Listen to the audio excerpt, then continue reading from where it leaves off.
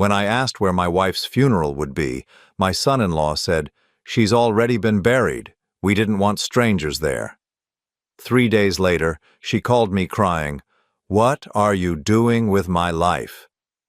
I'm glad to have you here. Follow my story until the end and comment the city you're watching from, so I can see how far my story has reached. My name is John, and I am 63 years old. Until 3 days ago, I thought I knew what heartbreak felt like. I was wrong. It was a Tuesday morning when my son-in-law, Walter, called me. I was sitting in my usual spot at the kitchen table, the same oak table where Jennifer and I had shared breakfast for 42 years. The coffee had gone cold in my hands while I stared at the empty chair across from me, the chair where my wife should have been sitting. "John." Walter's voice came through the phone, flat and emotionless, like he was reading from a script. "I'm calling about the arrangements." My chest tightened. Jennifer had been in the hospital for 2 weeks, and the doctors kept saying she was stable, that we just needed to wait and see. But something in Walter's tone made my blood run cold. "What arrangements?" I asked, though part of me already knew. "The funeral," he said, as if it were the most natural thing in the world. "It's done. Jennifer was buried yesterday afternoon." The words hit me like a physical blow. I felt the phone slip in my trembling hand, nearly dropping it onto the worn linoleum floor. "What do you mean, buried? Where? When?" "Peaceful ceremony," Walter continued, his voice still that same mechanical tone. "Small, intimate, just immediate family." Immediate family. The words echoed in my head as I tried to process what he was telling me. I was her husband of 4 decades. If anyone was immediate family, it was me. "Walter, I don't understand. Where was I? Why wasn't I told?" There was a pause, and when he spoke again, I could almost hear the smirk in his voice. "We didn't want strangers there, John. Jennifer wouldn't have wanted that." Strangers. He called me a stranger at my own wife's funeral. I sat there in stunned silence, the phone pressed against my ear, listening to the sound of my own heartbeat pounding like a drum. Through the kitchen window, I could see the garden Jennifer had tended for 25 years. Her roses were still blooming, red and vibrant, as if they didn't know their caretaker was gone. "You had no right," I whispered, my voice barely audible. "Actually, John, we had every right. Olivia is her next of kin, and as her husband, I was acting on her behalf. The doctors said Jennifer's condition was deteriorating rapidly, and we had to make quick decisions." Next of kin. Our daughter Olivia was 35 years old, married to this man for 8 years, and apparently she had decided that her own father didn't deserve to say goodbye to her mother. "Where is she buried?" I asked, my voice stronger now, fueled by a growing anger that I could feel building in my chest. "Meadowbrook Cemetery, Section 12. Simple headstone, like she would have wanted." Like she would have wanted. How would Walter know what Jennifer would have wanted? In all the years they'd been married, I'd watched him treat my daughter well enough, but he barely spoke to Jennifer beyond polite pleasantries at family dinners. Yet here he was, acting like he knew her final wishes better than her own husband. "I'm going there now," I said, already standing up from the table, the chair scraping against the floor. "That's your choice, John, but don't expect any grand gestures. It's done. She's gone." The line went dead. I stood there in my kitchen, holding the silent phone, feeling like the world had shifted beneath my feet. Everything looked the same, the morning light streaming through the yellow curtains Jennifer had sewn herself, the ceramic rooster she'd bought at a garage sale 15 years ago sitting on the windowsill, the coffee maker still gurgling as it finished brewing the pot I'd started before Walter's call. But nothing was the same. Nothing would ever be the same again. I grabbed my keys from the hook by the back door and headed for my truck. The drive to Meadowbrook Cemetery took 23 minutes, and with every mile my confusion grew deeper. How had this happened? How had my own family excluded me from the most important moment of my life? Jennifer and I had talked about death, of course. When you've been married as long as we had when you're both past 60, it's not a conversation you can avoid forever. But in all those talks, sitting on the porch swing on summer evenings or lying in bed during sleepless nights, she had never once mentioned wanting a small ceremony. If anything, she'd always said she wanted a celebration, wanted people to remember the good times. The cemetery gates were open when I arrived, the black iron twisted into elaborate scrollwork that had probably been impressive 50 years ago, but now just looked tired. I drove slowly through the winding paths, past rows of granite headstones and aging monuments, looking for Section 12. When I found it, my heart sank. There, in a corner spot beneath a small oak tree, was a simple gray headstone with Jennifer's name etched into the stone. Jennifer Marie Harrison, beloved wife and mother. The dates showed she was 60 years old when she died, taken too soon from a world that still needed her gentle presence. I knelt down beside the grave, the grass still loose and dark where it had been recently disturbed. The earth smelled fresh and damp, mixed with the scent of the roses someone had left on the grave. Pink roses, Jennifer's favorites. But as I knelt there, something felt wrong. The grave looked new, too new. The headstone was pristine without a single mark of weathering. Even the fastest monument companies needed at least a week to engrave and install a headstone, especially something this elaborate. I ran my fingers over the carved letters of her name, and that's when I noticed something else. The dates were wrong, not the birth date. That was correct, March 15th, 1964. But the death date showed October 13th, yesterday, Monday. Walter had said she was buried yesterday, Tuesday, but the headstone said she died on Monday. I pulled out my phone and called the hospital where Jennifer had been staying. After being transferred 3 times, I finally reached her nurse, a kind woman named Sarah who had been taking care of my wife for the past week. "Mr. Harrison, I'm so sorry for your loss. How are you holding up? Sarah, can you tell me when exactly Jennifer passed away?" There was a pause. "Sir, Mrs. Harrison was transferred on Monday morning. I assume she was going home with family. Is everything all right?" Transferred. Not deceased. Transferred. "Sarah, who authorized the transfer?" "Let me check the records. It says here that her daughter, Olivia Watson, signed the discharge papers. Medical transport picked her up around 10 a.m. Monday morning." I hung up without saying goodbye, my hands shaking as I stared at the headstone in front of me. Jennifer hadn't died. She had been transferred from the hospital by our daughter, and somehow Walter and Olivia had arranged for this grave, this ceremony, this elaborate lie. But why? I drove home in a daze, my mind racing through possibilities, each one more unsettling than the last. By the time I pulled into my driveway, the sun was setting, casting long shadows across the yard Jennifer had loved so much. The house felt enormous and empty as I walked through the front door, the silence pressing against me like a weight. I went to our bedroom and opened the closet where Jennifer kept her clothes. Everything was still there, her favorite blue dress, the sweater I'd bought her last Christmas, the worn jeans she gardened in. If she had really died, wouldn't someone have gone through her things? In her jewelry box on the dresser, I found her wedding ring, the simple gold band I'd placed on her finger 42 years ago. She never took it off. Not even when she was in the hospital. But here it was, sitting in its velvet slot, like she had carefully placed it there before leaving. I picked up the ring, feeling its familiar weight in my palm, and that's when I saw the note tucked underneath the jewelry box. It was written in Jennifer's careful handwriting. "John, if you find this, I'm safe. Don't trust Walter. Something is very wrong. I love you. Jay." My legs gave out and I sank onto the edge of our bed, clutching the note and her wedding ring. Jennifer was alive. She was alive, and she was in trouble, and somehow our daughter and son-in-law had convinced the world that she was dead. The phone rang, jarring me from my thoughts. I looked at the caller ID and didn't recognize the number, but something made me answer it anyway. "Hello?" The voice that came through the line was shaky, tearful, and unmistakably familiar. "John? Oh God, John, is that you?" It was Jennifer. Jennifer. My voice cracked as I spoke her name, the word barely escaping my throat. "Jennifer, is that really you?" The sobbing on the other end of the line was answer enough. After 42 years of marriage, I knew the sound of my wife's tears better than I knew my own heartbeat. But hearing her voice felt like witnessing a miracle and a nightmare at the same time.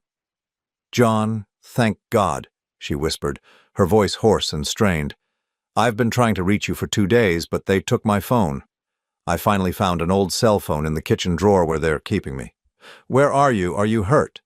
Jennifer, there's a grave with your name on it. Everyone thinks you're dead. I know. Her voice broke again. I saw the obituary online. John, what are they doing to our life? What are they telling people about me? I gripped the phone so tightly my knuckles turned white. Tell me where you are. I'm coming to get you right now. I don't know exactly. It's a house about an hour outside town near some woods. There are blue shutters and a red mailbox at the end of a long gravel driveway. John, I'm scared. They told me things about you, terrible things, and I didn't know what to believe. My blood ran cold. What kind of things? Jennifer's voice dropped to barely above a whisper. They said you've been having episodes, that you've become dangerous. They showed me medical papers saying you have early-stage dementia and that you've been making threats against me. That's impossible. I've never threatened you in my entire life. I know that now. But John, they had documents. Official-looking papers from Dr. Martinez's office saying you've been prescribed medication for violent tendencies. They said the doctors recommended I be moved to a safe location until you could get proper treatment. Dr. Martinez had been our family physician for 15 years. The idea that he would write such documents without my knowledge was absurd, but I could understand how Jennifer might have been confused and frightened. They're lying, Jennifer, all of it. I haven't seen Dr. Martinez in 6 months, and that was just for my annual checkup. You know me better than anyone. Have I ever shown any signs of dementia? Have I ever raised a hand to you? Of course not. That's why this is so confusing. But Walter was very convincing. He said you'd been hiding it well, that people with early dementia can mask their symptoms. He had Olivia crying, saying she was terrified for my safety. Our daughter. Our own daughter had participated in this elaborate deception. I felt sick to my stomach thinking about it. Jennifer, I need you to listen to me very carefully. Whatever they told you is a lie. I am not sick, I am not dangerous, and I would never hurt you. They've been planning something, and I think it has to do with money.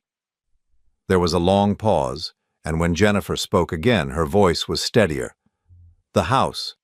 John, this house where they're keeping me. It's furnished, but it feels wrong, like someone set it up quickly, and there are papers everywhere, legal documents spread out on the dining room table. I saw our names on some of them. What kind of legal documents? I couldn't read them all, but I saw words like power of attorney and estate planning. There were bank statements, too, from accounts I've never seen before. My stomach dropped. Power of attorney would give them control over all our financial decisions. Combined with fake medical documentation claiming I was mentally incompetent, they could potentially take everything we'd worked for over 4 decades. Jennifer, how long have they been planning this? When did Olivia first approach you about my supposed condition? It started about 3 months ago. She began visiting more often, asking if you'd been acting strange, if you'd been forgetting things. I thought she was just being a concerned daughter. Then Walter started showing up, asking about our finances, saying they wanted to help us plan for retirement. 3 months. They had been working on this for 3 months, slowly building their case, gathering information, and positioning themselves to take control. The realization hit me like a physical blow. The hospital, I said, more to myself than to Jennifer. They arranged for you to be transferred from the hospital. How did they convince you to go with them? Walter came to my room Monday morning with discharge papers. He said you had signed them, that you wanted me to recover at a quiet place away from the stress of the hospital. He had a medical transport van waiting outside. John, I was still groggy from the medication, and when he showed me your supposed signature on the papers, I believed him. And Olivia. Where was she during all this? She was crying, saying she was so worried about both of us. She hugged me and promised everything would be okay, that they just needed to keep me safe until you got the help you needed. Jennifer's voice turned bitter. I trusted her. I trusted our daughter. I closed my eyes, feeling the weight of betrayal settling over me like a heavy blanket. This wasn't just about money. This was about our own child deciding that we were obstacles to be managed rather than parents to be loved and respected. Jennifer, I found your wedding ring in the jewelry box upstairs, along with a note you left me. You knew something was wrong. I started having doubts on Tuesday, the day after they brought me here. Walter's story kept changing. First he said you were getting outpatient treatment. Then he said you'd been hospitalized. And when I asked to call you, he said your doctors had recommended no contact until you were stable. Why didn't they just take your phone away completely? They did, eventually. But I had hidden that old flip phone in my purse, the one I used to keep in the car for emergencies. They didn't think to look for it. Her voice grew urgent. John, I overheard them talking this morning. They were discussing something about 48 hours. Walter kept saying they just needed to maintain the story for 48 more hours and then everything would be finalized. 48 hours from when? From the fake funeral? From when they first moved her? I tried to calculate the timeline, but my mind was racing too fast to focus on details. Jennifer, I'm going to find you. Can you see anything outside the windows that might help me locate the house? There's a red barn about half a mile down the road, and I can see a water tower in the distance with something written on it, but I can't make out the words from here. It wasn't much, but it was a start. I knew the area around town well enough to narrow down the possibilities. Listen to me, I said, trying to keep my voice calm and reassuring. I want you to hide that phone somewhere safe, but keep it with you. If you can, try to take pictures of any documents you see, especially anything with our names or signatures on them. I'm scared, John. What if they catch me? What if they realize I've been talking to you? They won't. You're stronger than they think you are. You survived 60 years on this earth, raised a daughter, and helped me build a life from nothing. You can handle whatever they throw at you for one more day. There was a sound in the background, voices getting closer. I have to go, Jennifer whispered urgently. They're coming back. John, I love you. Find me. I love you too. I'm coming for you, I promise. The line went dead. I sat there in our bedroom, surrounded by the life we'd built together, holding her wedding ring in one hand and the silent phone in the other.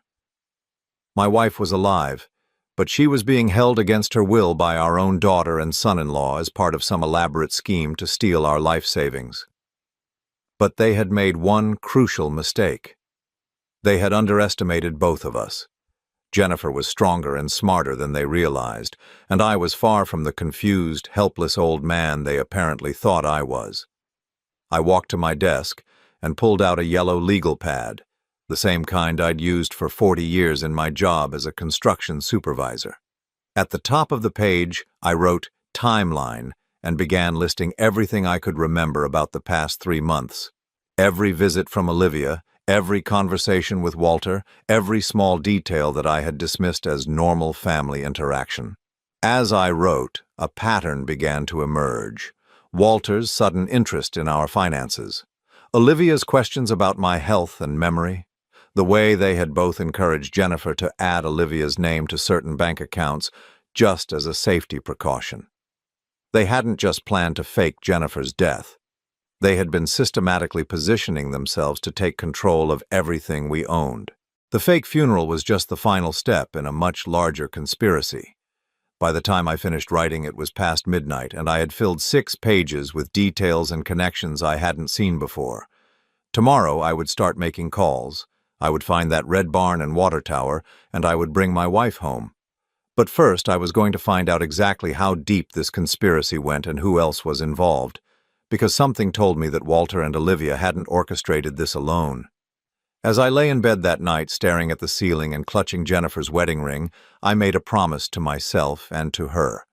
By the time this was over, they would regret the day they decided to tear apart our family for money. They thought they were dealing with a confused old man. They were about to discover just how wrong they were.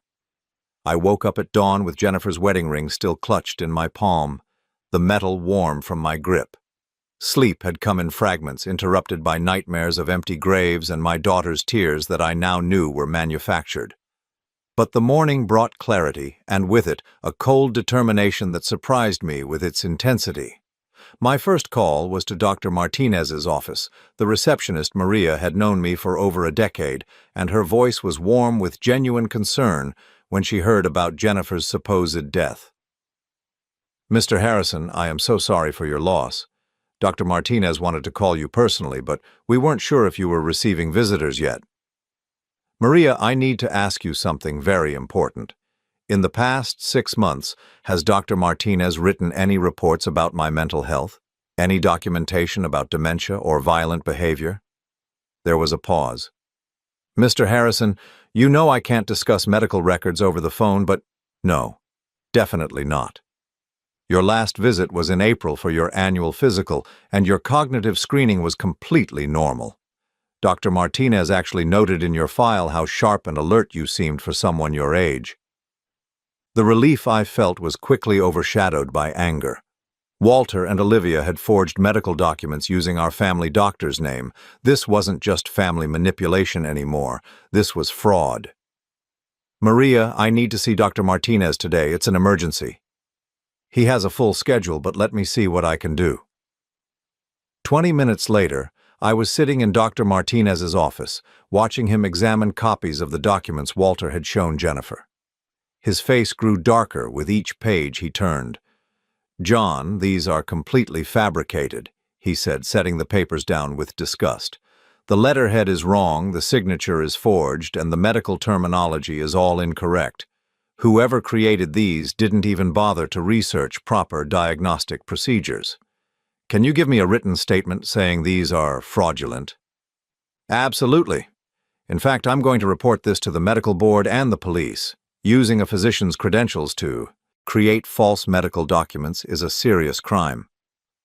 Dr. Martinez handed me an official letter on his practice letterhead, clearly stating that I had never been diagnosed with dementia or violent tendencies, and that the documents in question were completely fraudulent. It was the first piece of evidence in what I suspected would become a much larger collection. My next stop was First National Bank, where Jennifer and I had done our banking for 35 years. Tom Bradley, the branch manager, had handled our mortgage and helped us with financial planning over the years. When I walked into his office, his face immediately fell. John, I was so shocked to hear about Jennifer. Please accept my deepest condolences. Tom, Jennifer isn't dead. She's being held somewhere against her will by my daughter and son-in-law. I need you to help me understand what they've been doing with our accounts. Tom's expression shifted from sympathy to confusion to concern. John, are you feeling all right? Because Walter and Olivia were here just last week with death certificates and power of attorney documents. They had death certificates? Already? Well, yes. Olivia was crying, saying they needed to access certain accounts to pay for funeral expenses and settle debts. She had all the proper paperwork. My hands clenched into fists. Tom, I need you to print out every transaction on all our accounts for the past 6 months, and I need to see exactly what paperwork they presented to you. Tom hesitated. John, I'm going to need some form of identification and verification. I handed him Dr. Martinez's letter. Read this first, then call Dr. Martinez if you need confirmation. What they showed you was fraudulent. It took Tom 30 minutes to pull all the records, and with each page that came out of the printer, the scope of Walter and Olivia's betrayal became clearer. They had been systematically draining our accounts for months. Look at this, Tom said, pointing to a series of transactions from August. $55,000 transferred to an account under Olivia's name. The memo says medical expenses for John Harrison. I stared at the number. $55,000. That was more than half of our emergency savings account, money we had carefully saved over decades for exactly this kind of situation, a real medical emergency, not a manufactured one. Here's another one, Tom continued, his voice growing more concerned. $38,000 to Harrison Family Trust. But John, you don't have a family trust registered with us. The Harrison Family Trust, a completely fabricated entity that Walter had probably set up to funnel our money into accounts he controlled. I felt sick thinking about how long they must have been planning this. Tom, what about our property accounts, the lakeside cabin and the rental property downtown? Tom's fingers flew across his keyboard, and his face grew pale. John, according to our records, both properties were sold 3 weeks ago. The proceeds, $128,000, were deposited into the Harrison family trust account. I felt like I had been punched in the stomach. The lakeside cabin had been in my family for 3 generations. My grandfather had built it with his own hands in 1942, and Jennifer and I had spent our honeymoon there. The rental property downtown had been our retirement plan, providing steady income that would have supported us comfortably in our later years. How is that possible? I never signed anything. Tom pulled up digital copies of the sale documents on his computer screen. There was my signature, bold and confident, on papers authorizing the sale of both properties. Except I had never seen those papers before in my life. "Tom, that's not my signature." He leaned closer to the screen, then pulled out a signature card from my file for comparison. Even to my untrained eye, the differences were obvious. The forged signature was close, but the N in Harrison was wrong and the overall slant was too steep. "You're right," Tom said quietly.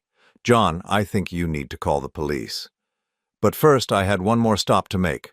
I drove to the courthouse downtown where property records were kept.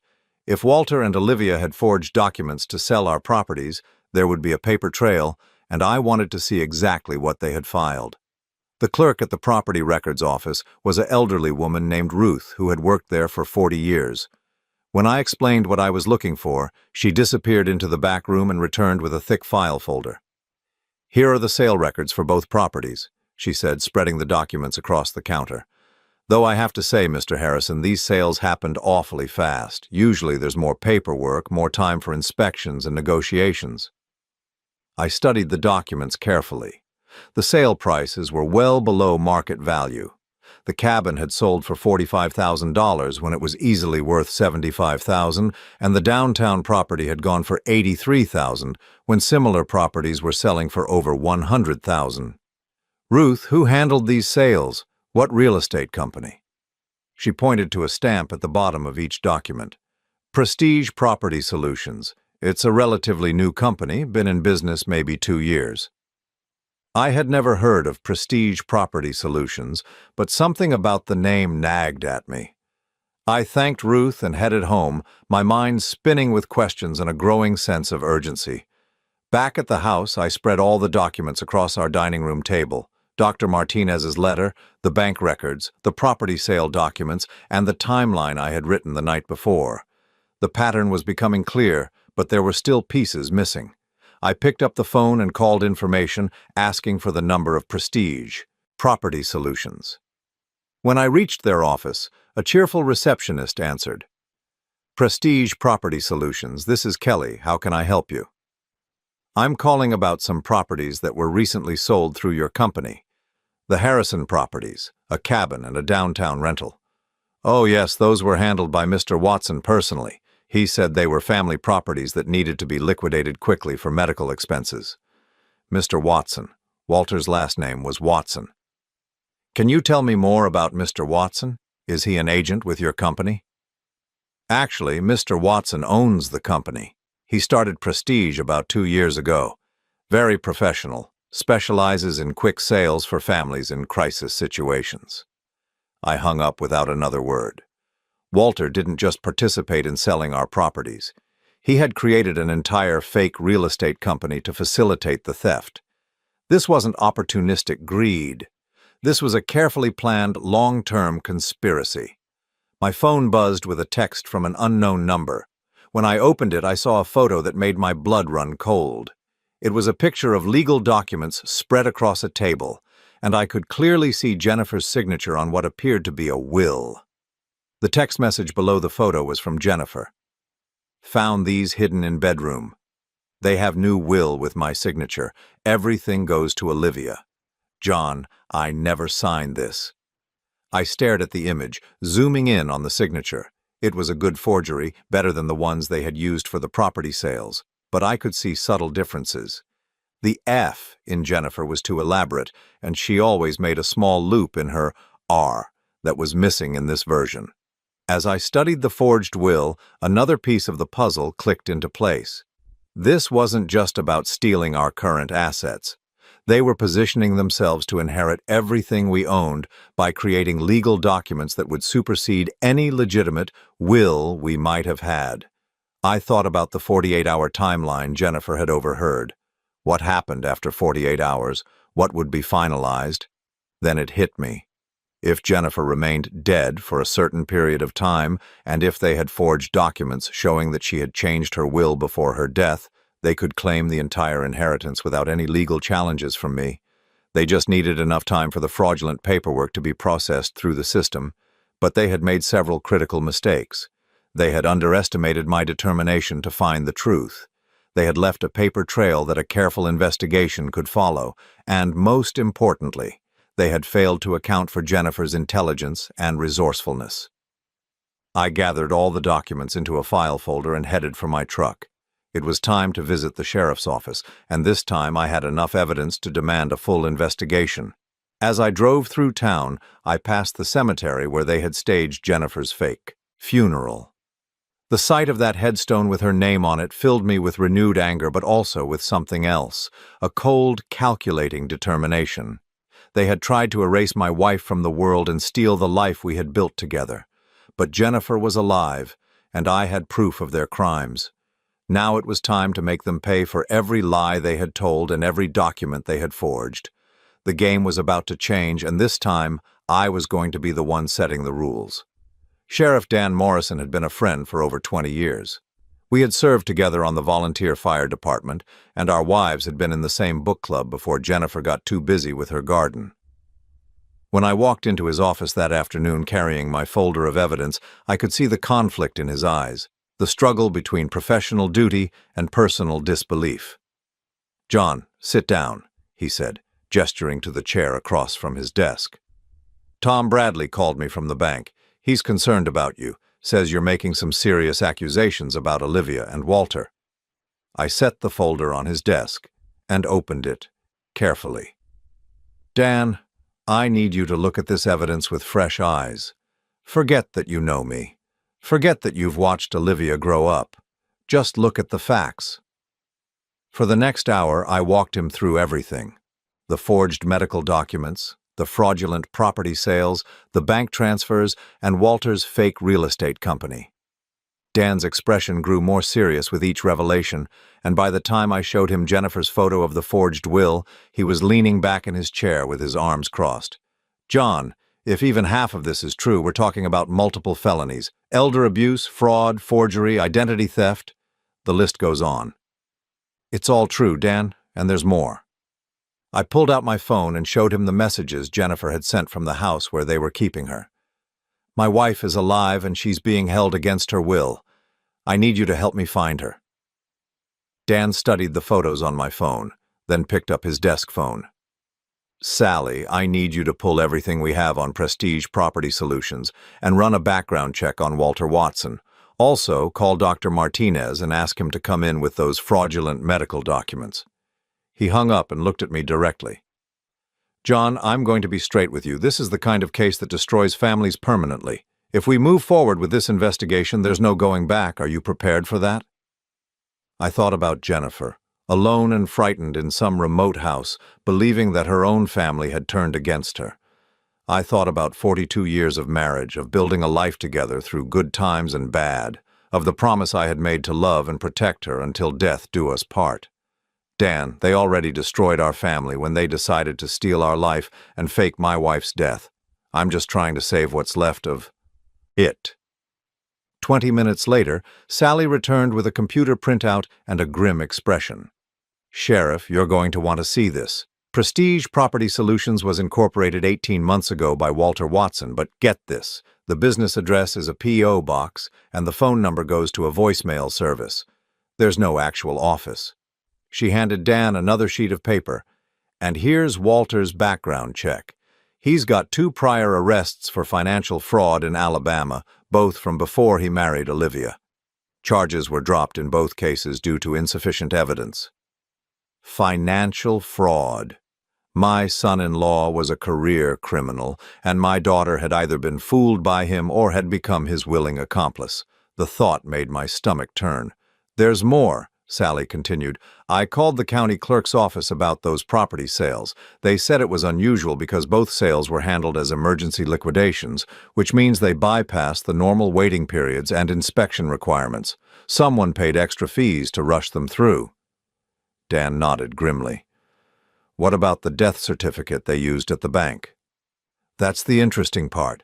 I called the Vital Records office, and there's no death certificate on file for Jennifer Harrison. Whatever they showed the bank was completely fabricated. The evidence was overwhelming, but I still needed to find Jennifer. I pulled out the photos she had sent me of the house where they were keeping her, the blue shutters, the red mailbox, the red barn in the distance. Dan, can you help me locate this house? Jennifer said it was about an hour outside town and she could see a water tower with writing on it. Dan studied the photos on my phone, then called in one of his deputies, a young man named Rick who had grown up in the area. Rick, take a look at these photos. Do you recognize this location? Rick squinted at the screen, then his face lit up. That looks like the old Morrison place. No relation to you, Sheriff. It's about 45 minutes out on County Road 12. Been empty for years, but I heard someone was renting it recently. Who owns the property now? Let me check the county records. Rick disappeared and returned 10 minutes later with a property deed. It's owned by something called Harrison Family Trust, purchased 6 months ago for $68,000. The Harrison Family Trust, again. Walter had been planning this for at least 6 months, long enough to buy a remote property where he could hide Jennifer while they executed their plan. Dan stood up and reached for his equipment belt. John, I want you to stay here while we check out this property. If Jennifer is being held against her will, this becomes a hostage situation, and I can't have civilians involved. Dan, she's my wife. I'm not sitting here while— You're not sitting here, he interrupted. You're going to the district attorney's office to file formal charges. We need to move fast on this because if Walter realizes we're investigating, he might panic and do something desperate. An hour later, I was sitting across from District Attorney Patricia Hernandez, a sharp woman in her 50s who listened intently as I recounted the entire story. She took notes constantly, occasionally asking for clarification or requesting to see specific documents. Mr. Harrison, based on what you've shown me, I'm prepared to file charges for elder abuse, fraud, forgery, identity theft, and kidnapping. But I want to be clear about something. If your daughter was involved in planning this conspiracy, she will face the same charges as her husband. The reality of that statement hit me like a physical blow. My daughter, the little girl I had taught to ride a bike and helped with homework, could be facing years in prison. But then I thought about the forged signatures, the manipulated bank accounts, the elaborate deception that had torn our family apart. Patricia, I understand. Justice has to be blind, even when it involves family. My phone buzzed with another message from Jennifer. This time it was a photo of Walter and another man I didn't recognize, both of them carrying boxes out of the house. The text read, "They're moving everything. Heard them say something about heading to the airport tonight. I think they're planning to run." I showed the message to Patricia, and her expression hardened. They're destroying evidence and preparing to flee. This just became a time-critical situation. She picked up her phone and called Dan's direct line. Sheriff, we need to move now. They're destroying evidence and may be planning to flee the jurisdiction. While Patricia coordinated with the sheriff's office, I stared at the photo Jennifer had sent. The man with Walter was tall and thin, wearing a baseball cap and sunglasses. Something about his posture seemed familiar, but I couldn't place where I might have seen him before. Then it hit me.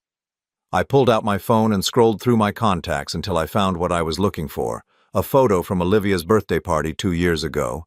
There, in the background, was the same man talking to Walter near the buffet table. This wasn't a spur-of-the-moment crime. Walter had been planning this for years, possibly since before he even married my daughter. He had identified us as targets, researched our assets, and systematically positioned himself to steal everything we had worked for. But the most devastating realization was yet to come. As I sat in the district attorney's office, waiting for news from the raid on the house, I began to understand the full scope of what Walter and Olivia had done. They hadn't just stolen our money and property. They had stolen our identities, our relationships, and our trust in each other. They had turned daughter against mother, husband against wife, and family against family. They had weaponized love itself, using our deepest bonds against us. Patricia's phone rang, and she answered it immediately. "Sheriff, did you find her?" I could only hear Patricia's side of the conversation, but her expression told me everything I needed to know. "They got away? How long ago? And Mrs. Harrison?" "I see." "Yes, bring her here immediately." She hung up and turned to me with mixed news written across her face. "John, they found Jennifer. She's safe but shaken up. Walter and his accomplice fled about 30 minutes before the sheriff arrived, and they took most of the evidence with them. But Jennifer's okay." "She's okay. Dan is bringing her here now, and then we'll take her to the hospital for a checkup. But John, there's something else you need to know." My heart clenched. "What is it?" "They found Olivia at the house, too. She wasn't with Walter when he fled. She was locked in a back bedroom crying and asking for you." The world seemed to tilt sideways. "Locked in? You mean she was a prisoner too?" "That's what it looks like. Sheriff Morrison said she was hysterical, claiming that Walter had threatened to hurt both you and Jennifer if she didn't cooperate with his plan. She said she never intended for things to go this far." I sat there in stunned silence, trying to process this new information. Had my daughter been a victim all along, manipulated and threatened into compliance? Or was this just another layer of deception? 20 minutes later, the door opened and Jennifer walked in, escorted by a female deputy. She looked exhausted and frightened, but when she saw me, she broke free from the deputy and ran into my arms. "John," she whispered against my chest, her whole body shaking. "I thought I was going crazy. I thought you really were sick, and I didn't know what to believe." I held her tightly, feeling the solid reality of her presence after 3 days of believing she was dead. "It's over now," I said, though I knew that wasn't entirely true. "You're safe." Behind Jennifer, I could see another figure in the doorway, Olivia, flanked by 2 deputies, her face streaked with tears and her clothes disheveled. When our eyes met, she mouthed a single word: "Daddy." The little girl who used to climb into my lap for bedtime stories was gone, replaced by a 35-year-old woman who had either betrayed us completely or been trapped in a web of manipulation and threats. As I held Jennifer and looked at our daughter, I realized that the hardest part of this ordeal was just beginning. We had found each other, but now we had to figure out if we could ever trust each other again. And somewhere out there, Walter was still free, with access to accounts containing hundreds of thousands of our dollars and nothing left to lose. The interview room at the sheriff's office felt like a courtroom where our family's fate would be decided. Jennifer sat beside me, her hand clasped tightly in mine, while across the table Olivia faced us with red-rimmed eyes and trembling hands. District Attorney Hernandez sat at the head of the table with a digital recorder between us, and Sheriff Morrison leaned against the wall with his arms crossed. "Olivia," Patricia began, her voice professional but not unkind, "we need you to tell us everything from the beginning. When did Walter first approach you about your parents' finances?" Our daughter took a shaky breath and wiped her eyes with a tissue. When she spoke, her voice was barely above a whisper. "It was about 2 years ago, right after his gambling debts started piling up." Gambling debts. Another piece of the puzzle fell into place. Walter hadn't just been greedy, he had been desperate. "How much did he owe?" Patricia asked. "At first he said it was just $15,000, but it kept growing. Every time I thought we had it under control, he would confess to owing more money to different people." Olivia's voice cracked. By last spring, he owed over $80,000 to some very dangerous people. I felt Jennifer's hand tighten in mine. $80,000 was more than our annual income before retirement. No wonder Walter had been so interested in our finances. "Tell us about the first time he mentioned your parents' money," Sheriff Morrison said from his position by the wall. Olivia looked directly at me for the first time since entering the room. "Daddy, he said you and Mom had way more money than you needed, that you were just sitting on it while younger people struggled to get by. At first it sounded almost reasonable, like maybe you could help us with a loan. But we would have helped you if you had just asked, Jennifer said, her voice filled with pain. You know that, don't you? I know that now, Mom. But Walter, he has a way of making things sound logical even when they're not. He said you would never agree to loan us that much money, that you'd lecture us about responsibility and make us feel guilty. That hurt because it was partially true. If Olivia had come to us asking for $80,000 to pay gambling debts, we probably would have insisted on getting Walter into treatment first, but we never would have abandoned our daughter in her time of need. Patricia leaned forward. When did the plan change from asking for help to stealing it? It happened gradually. First, Walter suggested that maybe I should be added to some of your bank accounts just in case of emergencies. He said it was common for adult children to have access to their parents' finances. Olivia's voice grew stronger as she continued. Then he started talking about how unfair it was that everything would go to me eventually anyway. So why should we have to wait until you died? The casual cruelty of that statement took my breath away. My own daughter had been convinced that our deaths were just an inconvenience delaying her inheritance. Whose idea was it to fake your mother's death? Sheriff Morrison asked bluntly. Olivia flinched as if she had been slapped. Walter's. He said it would be temporary, just long enough to access the money and pay off his debts. He promised that once the danger was over, we would find Mom alive somewhere and say there had been a terrible misunderstanding. And you believed that? Jennifer's voice was sharp with disbelief. I wanted to believe it. Mom, by that time, Walter's creditors were making threats. Not just against him, but against me, too. One of them showed up at my work. Another one followed me to the grocery store. I was terrified. Patricia made a note on her pad. Did Walter show you evidence of these threats? He showed me text messages and emails, photos of our house taken from the street, license plate numbers of cars that had supposedly been following us. Olivia paused, then looked up with dawning realization. I never thought to verify any of it. What if some of those threats were fake, too? The possibility hung in the air like a toxic cloud. Had Walter fabricated the danger to manipulate Olivia's cooperation? It would fit with everything else we had learned about his character. Tell us about the medical documents, I said, trying to keep my voice steady. The ones claiming I had dementia. Olivia's shoulders slumped.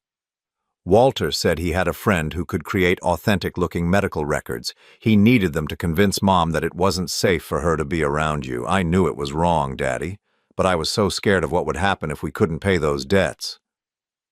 What about Dr. Martinez's signature? How did Walter forge that?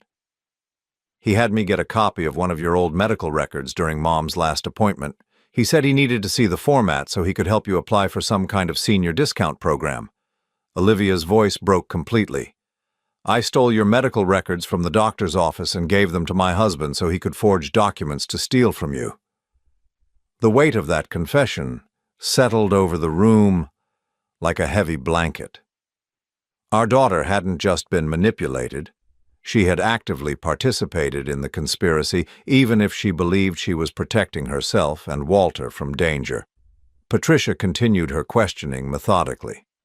Tell us about the fake funeral. Walter arranged everything. He said the funeral home owed him a favor from some construction work he had done for them.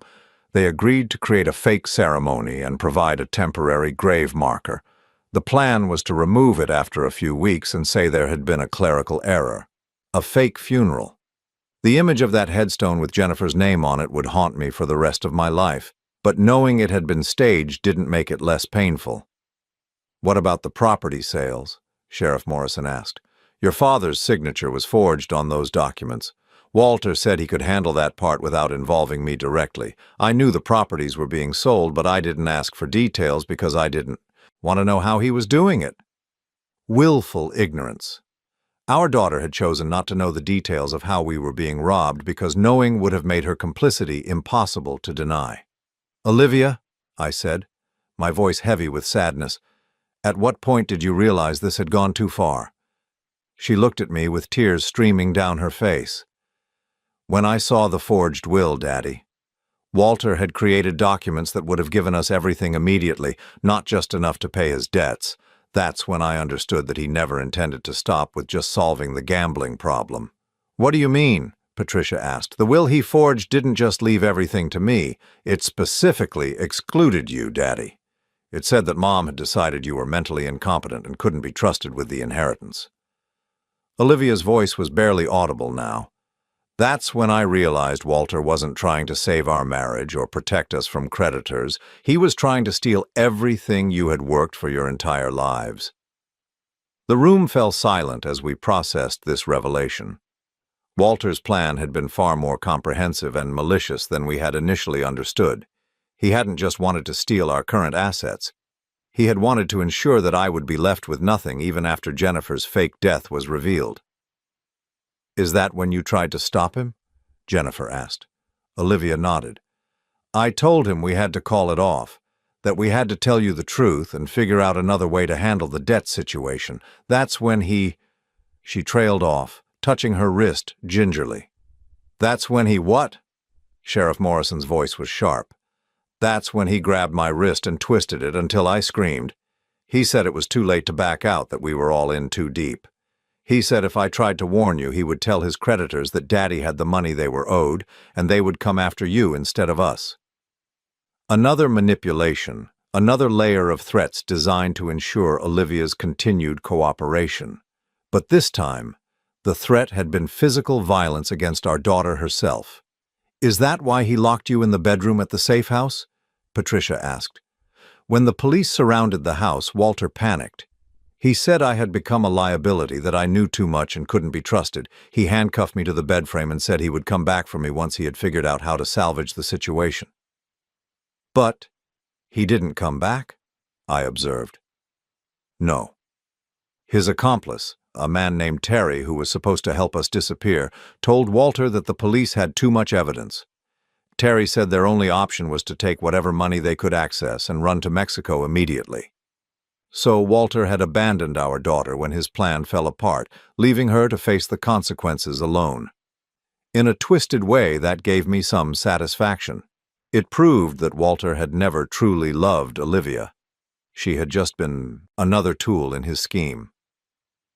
"Olivia," Patricia said gently, "we need to know about the money. How much did Walter steal and how much can be recovered?" Olivia reached into her purse and pulled out a folded piece of paper. "I kept track of everything because I was so scared of what we were doing. The total amount Walter took was $237,000. Most of it went to pay his gambling debts, but he kept about $60,000 in cash for the escape plan." $237,000. Nearly everything we had saved over 4 decades of marriage, gone to pay for Walter's reckless gambling and fund his elaborate deception. "Is any of it recoverable?" I asked. Patricia consulted her notes. "The bank transfers can be traced and potentially reversed, but the cash payments to creditors are probably gone forever. We might be able to recover 40 to 50% of the total, but it will take time and legal action. Half of our life savings, maybe, if we were lucky. It was better than nothing, but it meant our retirement plans were destroyed, our financial security was gone, and our family was shattered." "There's something else," Olivia said quietly. "Walter told me that if his plan worked, he was going to leave me too. Terry had a girlfriend in Mexico, and Walter was planning to disappear with her once he had access to all the money. He was going to abandon me just like he abandoned me today." The final betrayal. Walter had manipulated our daughter, destroyed our family, and stolen our life savings, all while planning to abandon Olivia as soon as he no longer needed her. I looked at my daughter, really looked at her, for the first time since this nightmare had begun. She was 35 years old, but in that moment she seemed like the scared little girl who used to come to me when she had bad dreams. She had made terrible choices, but she had also been the victim of a master manipulator who had exploited her love and fear for his own selfish purposes. "Olivia," I said carefully, "what happens now depends partly on you. Are you willing to testify against Walter? Are you willing to help us recover whatever money can be found?" She nodded immediately. "Yes, Daddy. I'll do whatever it takes to try to make this right. I know I can never undo what I've done, but I want to help catch Walter and get back as much as possible of what he stole from you." Patricia closed her notebook. "Olivia, you're going to be charged with conspiracy and fraud, but given your cooperation and the evidence that you were also a victim of Walter's manipulation, we'll recommend reduced charges and community service, rather than prison time." It wasn't the ending I had hoped for, but it was more justice than I had expected. Our daughter would face consequences for her actions, but she wouldn't spend years in prison for being manipulated by a career criminal. As we prepared to leave the interview room, Olivia reached out and touched my arm hesitantly. "Daddy, do you think you and Mom will ever be able to forgive me?" I looked at Jennifer, and I could see the same conflicted emotions in her eyes that I felt in my heart. Our daughter had betrayed us, but she had also been betrayed herself. Our family had been broken, but perhaps it could be rebuilt. "I don't know," I said honestly. "But I'm willing to try if you are." It wasn't forgiveness, not yet. But it was hope, and sometimes hope is enough to start the long journey back to trust. 6 months after that horrible week in October, Jennifer and I stood in the kitchen of our new home, a modest ranch house on the outskirts of town, smaller than the house we had lost, but filled with something our old home had never had: peace. The legal battles were finally over. Walter had been arrested at the Mexican border trying to cross with $63,000 in cash and a fake passport. He was now serving 12 years in federal prison for elder fraud, identity theft, and kidnapping. His accomplice Terry had turned state's evidence in exchange for a reduced sentence, providing crucial testimony about Walter's long-term planning and criminal history. We had recovered $142,000 of the $237,000 Walter had stolen. It wasn't everything, but combined with the life insurance payout from my construction company and Jennifer's Social Security, it was enough for us to maintain a comfortable, if more modest, lifestyle.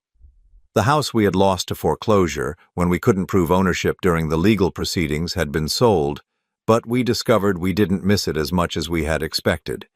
The new house was easier to maintain, more energy efficient, and most importantly, it held no memories of betrayal or deception. "The timer's going off," Jennifer called from the living room, where she was arranging flowers in a vase. "Are the rolls ready?" I pulled the dinner rolls from the oven, their golden brown tops steaming in the warm kitchen air. Today was Thanksgiving, our first family holiday since the truth had come out, and Olivia was coming to dinner. The relationship with our daughter had been the hardest part of our recovery. She had served 6 months of house arrest and completed 200 hours of community service, working with elderly victims of financial fraud. The judge had been lenient because of her cooperation and the evidence that she had also been manipulated by Walter, but the legal consequences were only part of the healing process. The emotional work had been much harder. Jennifer and I had spent months in counseling, both together and separately, working through the trauma of betrayal and the complex feelings of anger, sadness, and loss that came with discovering your own child had participated in stealing your life savings. The therapist, Dr. Sarah Chen, had helped us understand that forgiveness didn't mean forgetting, and that rebuilding trust was a choice we had to make every single day. Olivia had been in therapy too, working to understand how she had allowed herself to be manipulated and learning to recognize the warning signs of emotional abuse. She had also joined a support group for people who had been financially exploited by romantic partners, discovering that her experience was unfortunately not unique. The doorbell rang at exactly 4 o'clock. Olivia had always been punctual, even as a child. I opened the door to find our daughter standing on the porch with a covered dish in her hands and uncertainty in her eyes. "Hi, Dad," she said softly. "I brought sweet potato casserole." "Come in," I said, stepping aside to let her enter. "Your mother's in the living room." The first few minutes were always awkward. We were still learning how to be a family again, how to have normal conversations without the weight of what had happened hanging over every word. But gradually, as we prepared the meal together and sat down at the small dining room table, some of the old familiarity began to return. "The house looks beautiful," Olivia said, looking around at the warm lighting and simple decorations Jennifer had chosen. "It feels peaceful." "It is peaceful," Jennifer replied, passing the mashed potatoes. "Your father and I have discovered that we don't need as much space or as many things as we thought we did." It was true. The smaller house had forced us to declutter our possessions, keeping only the items that truly mattered to us. In the process, we had rediscovered things that had been buried in storage for years. Photo albums from our early marriage, letters we had written to each other during my deployment overseas, small mementos from trips we had taken together. "How is the job search going?" I asked Olivia. She had been unemployed since her arrest, struggling to find work with a criminal record and the public knowledge of her involvement in the fraud case. "Actually, I have some good news," she said, a small smile crossing her face. "The Victim Services Organization, where I did my community service, offered me a part-time position. It doesn't pay much, but it's meaningful work, and they said my experience gives me credibility with other victims of financial fraud." Jennifer set down her fork. "You're going to work with elderly people who have been scammed?" "Partly that, but also people of all ages who have been financially abused by romantic partners or family members. I'll be helping them navigate the legal system and connect with resources for recovery." Olivia's voice grew stronger as she spoke. "Dr. Chen thinks it could be really healing for me to help other people who have been through similar experiences." It was fitting, in a way. Our daughter's darkest moment had become the foundation for her opportunity to help others avoid the same trap she had fallen into. There was a circularity to it that felt almost like justice. As we ate dinner, we carefully avoided talking about Walter or the specific details of what had happened. Instead, we shared stories about our new routines, Jennifer's volunteer work at the local animal shelter, my part-time job helping other retirees with home maintenance projects, and Olivia's slow process of rebuilding her life. "I've been thinking about something," Olivia said as we cleared the dishes. "Dr. Chen suggested that it might help if I wrote you both a letter explaining everything I was thinking and feeling during those months when Walter was planning the fraud. Not to make excuses, but to help you understand why I made the choices I made." Jennifer and I exchanged glances. We had talked about this possibility in our own therapy sessions. Dr. Chen had mentioned that many families found it helpful when the offending party was able to articulate their thought process, as long as it was done without trying to shift blame or minimize responsibility. "Would that help you?" I asked carefully. "I think it would. There are things I want you to know about how Walter manipulated the situation, but also things I need to take responsibility for. Times when I knew what we were doing was wrong, but chose to go along with it anyway because I was scared or selfish." Jennifer reached across the table and touched Olivia's hand briefly. "We're open to reading it when you're ready to write it." After dinner, we sat in the living room drinking coffee and watching the sun set through the large picture window that faced west. The silence between us was comfortable now, not strained or filled with unspoken accusations. We were learning to be together again without constantly referencing the trauma that had brought us to this point. "Dad," Olivia said suddenly, "can I ask you something?" I nodded. "Do you think you'll ever be able to trust me completely again? I mean, really trust me, not just say you do because we're family?" It was the question I had been dreading and expecting in equal measure. The honest answer was complicated, and I wasn't sure Olivia was ready to hear it. "I don't know," I said finally. "Trust isn't just a decision you make once. It's something you build through consistent actions over time. Right now, I trust that you're genuinely sorry for what happened and that you're working to make better choices, but complete trust, that's going to take longer." "I understand," she said quietly. "I just wanted you to know that I'm committed to earning it back, however long it takes." Jennifer leaned forward in her chair. "Olivia, there's something your father and I want to tell you. We've been working on our will and estate planning with a lawyer, and we want you to know that you're still our beneficiary." Olivia's eyes widened. "Mom, you don't have to." "Let me finish. You're still our daughter, and we still love you. What Walter did doesn't change that. But there are going to be safeguards in place. The money will be held in a trust with an independent administrator, and it will be released to you gradually over time with conditions attached about financial counseling and staying out of legal trouble. It was a compromise we had reached after months of discussion and advice from our lawyer and therapist. We wanted Olivia to know that she was still part of our family and our future, but we also needed to protect ourselves and ensure that our money would be used responsibly. "I think that's fair," Olivia said, tears gathering in her eyes. "More than fair, considering what I did to you." As the evening wound down and Olivia prepared to leave, she turned to us at the door with one final confession. "I want you both to know something. Even when I was helping Walter with his plan, even when I was lying to you and stealing from you, I never stopped loving you. I know that probably doesn't mean much now, but it's true. I just got so scared and confused that I forgot what love actually looks like." Jennifer hugged her tightly. "Love sometimes means making hard choices and facing uncomfortable truths. We're all still learning how to do that." After Olivia left, Jennifer and I sat on our small front porch, wrapped in blankets and watching the stars emerge in the clear November sky.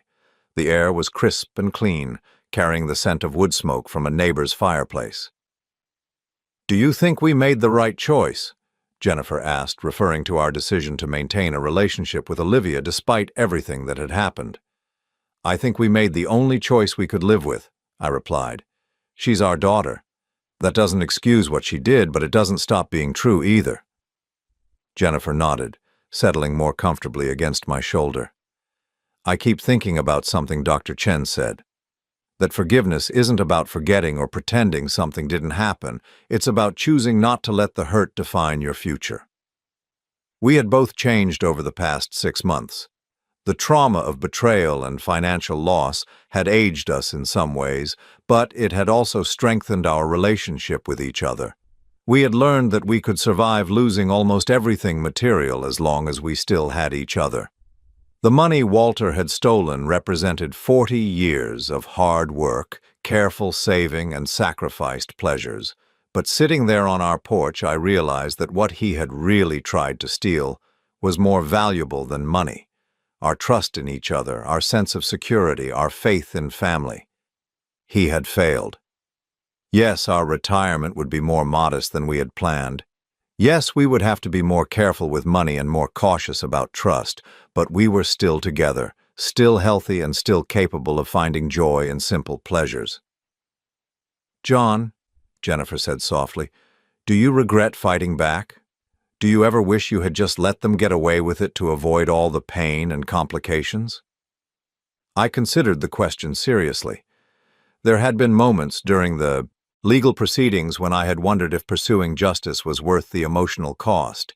Seeing Olivia handcuffed and led away to serve her sentence had been one of the hardest experiences of my life. But then I thought about all the other families who might become victims if people like Walter were allowed to operate without consequences.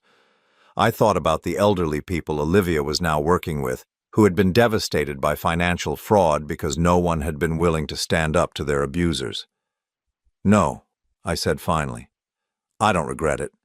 What Walter did was evil, and letting him get away with it would have made us complicit in whatever he did to his next victims." The truth was, we had won something more valuable than money by fighting back. We had reclaimed our dignity, our sense of agency, and our faith in the possibility of justice. We had refused to be victims. As we prepared for bed that night, I found Jennifer standing in front of the bathroom mirror, brushing her teeth with the simple gold wedding band back on her finger where it belonged. The sight of it there, after everything we had been through, filled me with a deep sense of contentment. "No regrets?" I asked, echoing her earlier question. She smiled at me in the mirror. "None. We're broke, traumatized, and estranged from our only child, but somehow I'm happier than I've been in years." "How is that possible?" "Because we know who we really are now and we know what really matters. Everything else is just details." She was right. We had lost money, property, and the illusion of family harmony. But we had gained something more precious. The knowledge that our love for each other could survive any test, and that we were stronger together than anything the world could throw at us. As I turned off the lights and settled into bed beside my wife, I thought about the future. There would be more challenges, more decisions to make about our relationship with Olivia, more adjustments to our reduced circumstances. But for the first time since this nightmare had begun, I was looking forward to facing those challenges together. Walter had tried to destroy us, but he had only made us stronger, and that, I thought as sleep finally came, was the best revenge of all.